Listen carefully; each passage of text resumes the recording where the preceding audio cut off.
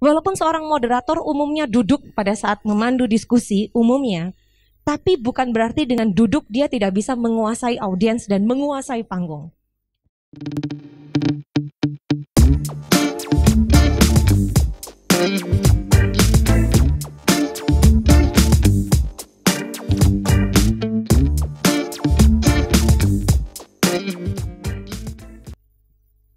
Ini adalah speaker, pembicara, dan ini adalah audiens.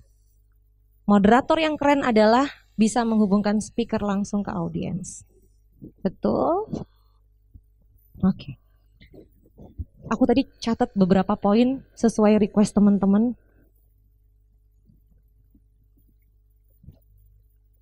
Moderator yang keren adalah moderator yang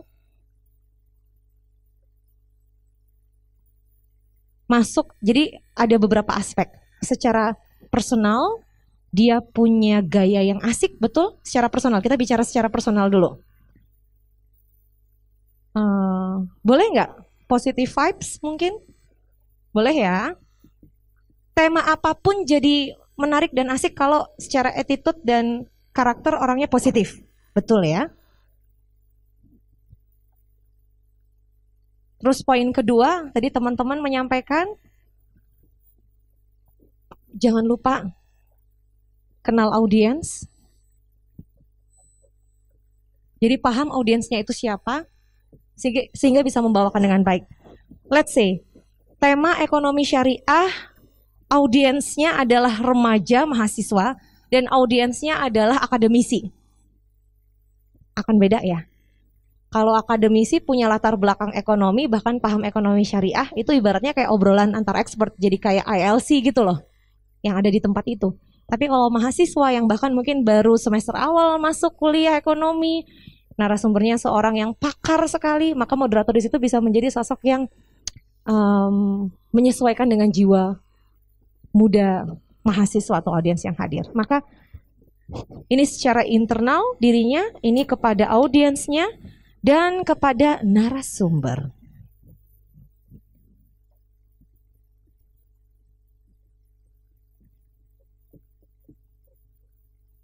Respect to speakers. Kalau lebih dari satu ya speakers ya. Oke, maaf tulisanku bagus. Kenapa respect? Karena dari awal dia akan menjelaskan profil, dia membangun kepercayaan audiens kepada narasumber, bahwa narasumber ini keren banget loh, jago loh, gitu kan. Respect itu nggak cuma dia miliki kepada narasumber, tapi juga dimiliki oleh audiens kepada narasumber. Dia yang creating itu, creating the environment. Gimana ngomongnya? Biar aku baca ya Mas Agung.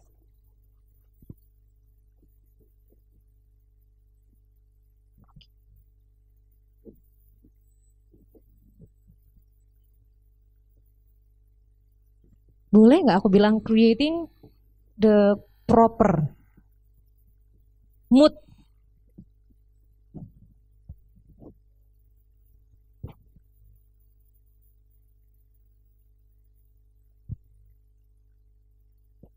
Ya, udah terlanjur bahasa Inggris semua, ini aku samain deh.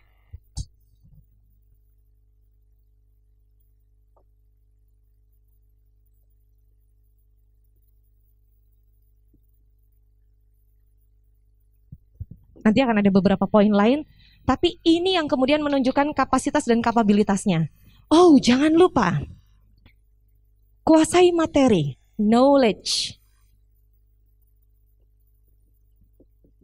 Bisa topik atau product knowledge.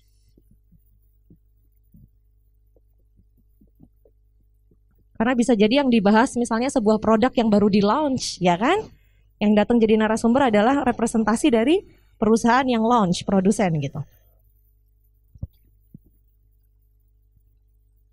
Harusnya 5 ini sih adalah basic yang dimiliki oleh moderator. Nanti akan kita tambahkan lagi kalau ada tambahan. Kita baca dulu yang lain ya. Kita lanjut. Mbak Nintia makasih udah ngisi.